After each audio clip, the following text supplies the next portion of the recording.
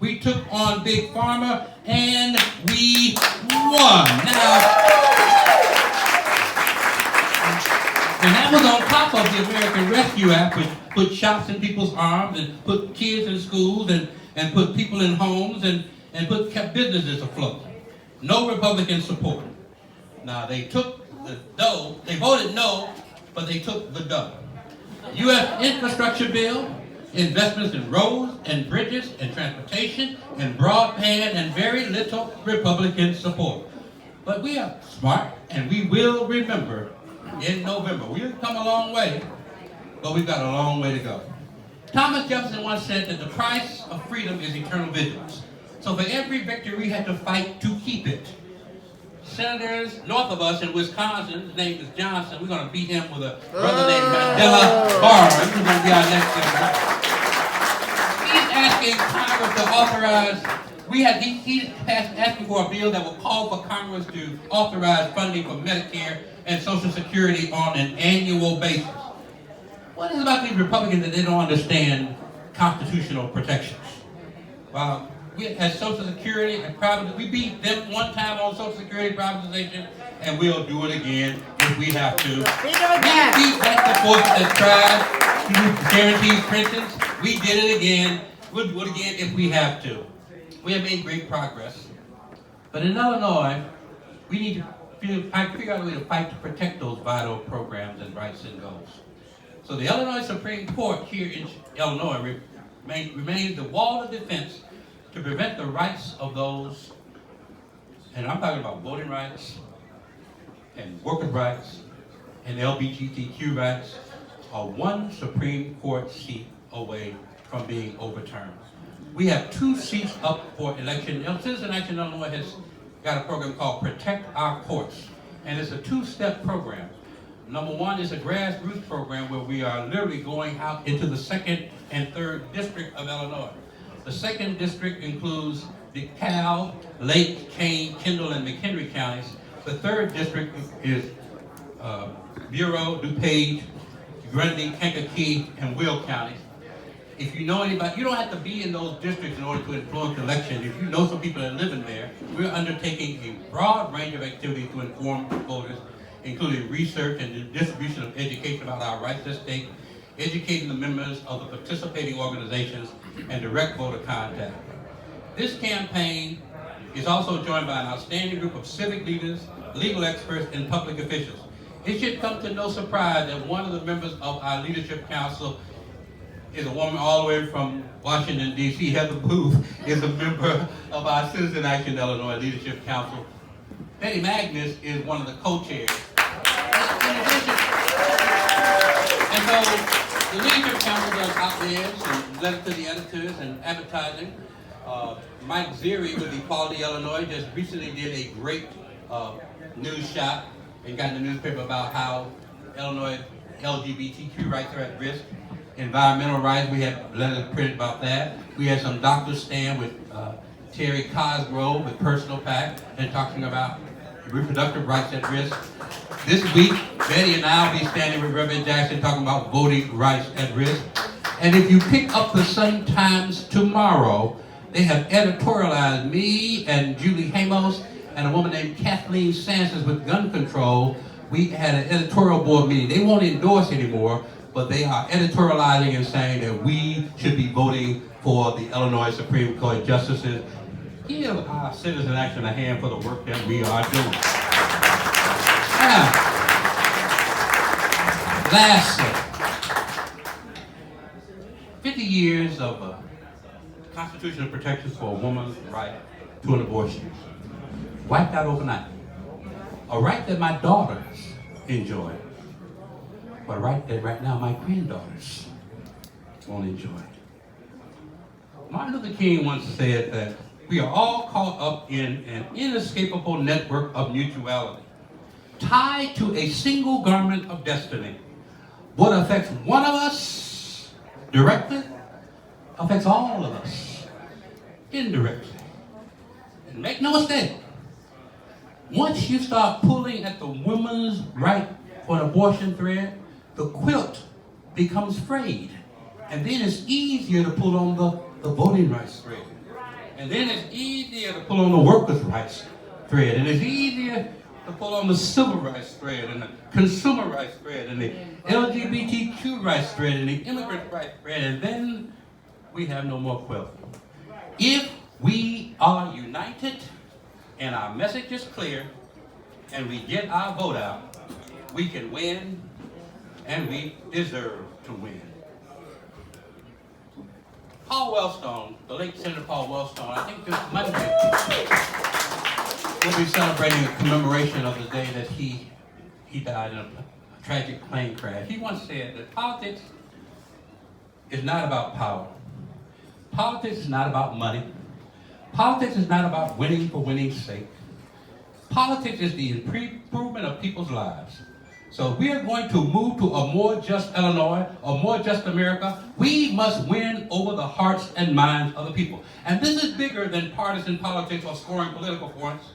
This is a battle for the soul of our nation. And whether we reduce this battle to how much money I made in the last 5 minutes and how much I can make in the next 5, I got mine and you get yours, or whether we will affirm the basic American idea that yes, we are responsible for ourselves, but we are also responsible for each other. I am my sister's keeper. I am my brother's keeper. And so we're going to organize and overcome America's mistrust of government. You must firmly believe, my brothers and sisters, in your ability to organize for change, to organize for power, and to organize for democracy. Stop it feeding into people's cynicism about your ability to serve people. Stop feeding into people's cynicism about the government's ability to serve people. A little cynicism, especially in this political climate, is very healthy. But too much cynicism kills the spirits and kills people's hopes. We are aggressive progressives. We know what to do. We are going to fight back. We are going to be in the streets. We're going to be on the doors. We need citizen action from you more than ever. And no fair weather friends need apply. Summer soldiers and sunshine patriots, we need not apply. These are the times that try men and women's souls, and the harder the battle, the sweeter the victory. So are you all ready to fight? Yeah! I'm about to hear y'all. Y'all got to make me believe you after a while. Y'all ready to fight? Yeah! That means that we better suit up and put on the whole armor, and we are in this for the long haul. I know times are tough, but you all are tough. We've been through tough times before. And we want to be just like the lyrics of The Impossible Dream. We want people who are willing to march into hell for a heavenly cause. Let's turn our anger into action. Let's turn our pain into purpose. And let's turn our agonizing into organizing. We're one community. Not just a random aggregation of people who happen to live in the same borders. We are a community because we have common experiences and common needs. And the commonality means that justice for all is not just morally good, but it's in all of our self-interest. We need leadership based on with a moral vision based upon the progressive values that seek to make life better for all in our community. Where do we get such a leader? We have one in Heather Booth. Heather, we look forward to working with you as your soldiers and making America closer to the progressive promise. Y'all ready for some good news? Yes. Here's the good news. Gandhi once said, first they laugh at you, then they fight you. No, first they ignore you, then they laugh at you, then they fight you, then you win. Now, the good news is, ain't that good news? Too many progressives want to go from the first 2 steps and don't get past the fighting part. Let me tell you. Frederick Douglass said it. Power conceives nothing without demand, never has, never will. Never will. So my progressives, let's suit up. Let's suit up for the battle. And whatever you do, why don't you do me a favor and turn off that TV. I am sick and tired of these pundits and these pontificators and these pollsters. We are not going to be concerned about the margin of error. We're going to be more concerned about our margin of effort. We are in it to win it.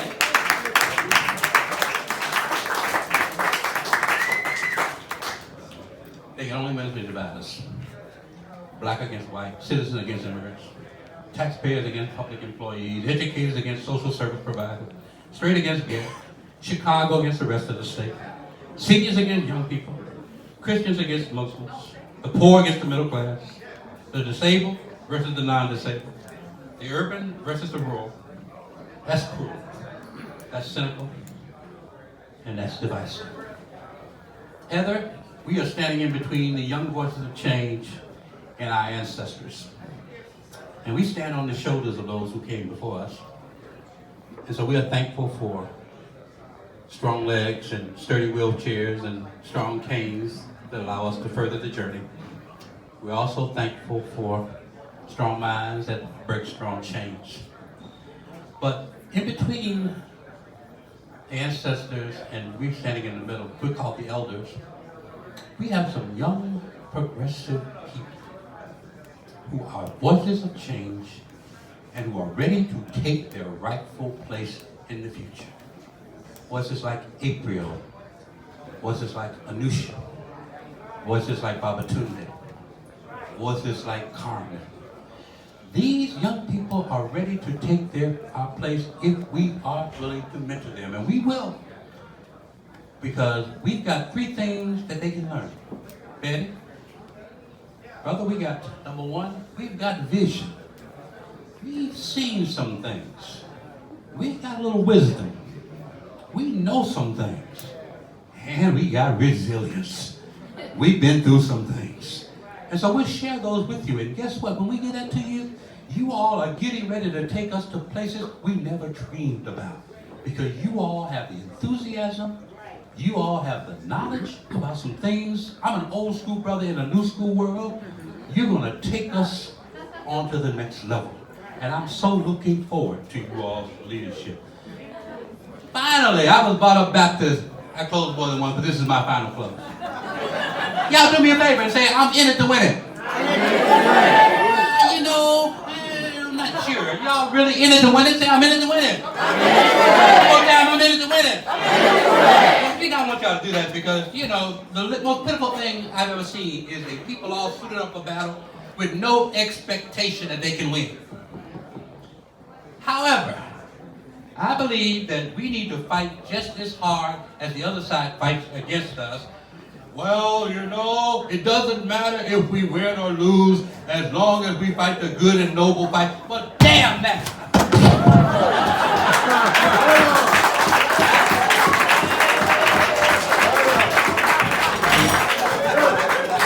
Damn that!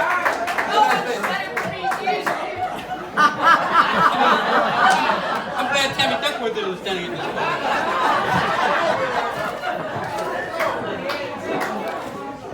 Can y'all still hear me?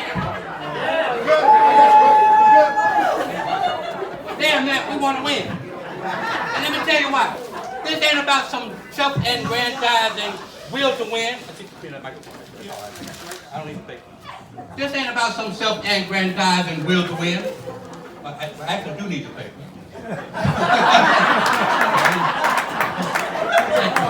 Thank you, son. Of course, I feel that you give the speech. This ain't about some self-aggrandizing will to win.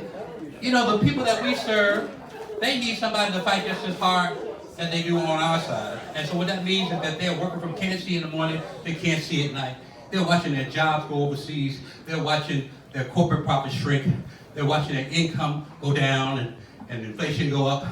And so we need people to work just as hard for them as the other side does. And besides, you can win and you can be noble too.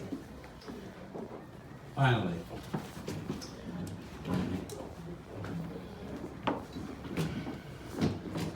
there was a woman that fell in a hole one time, and it reminds me of the time right now we're in because the abortion rights have taken away many women's rights, and there's been a lot of pain all around.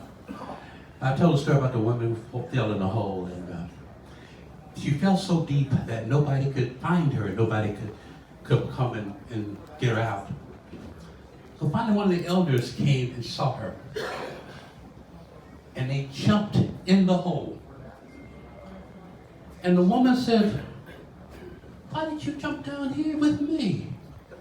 And she looked at the woman and said, "It's okay. I've been here before. I know the way out.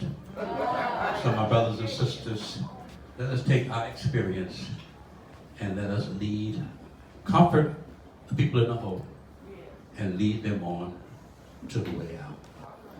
Ladies and gentlemen, before I go any further, let me do me a favor and welcome our keynote. Oh, she's not ready? We're getting mixed signals here. You want to do that first? Yeah. Okay. Filibuster.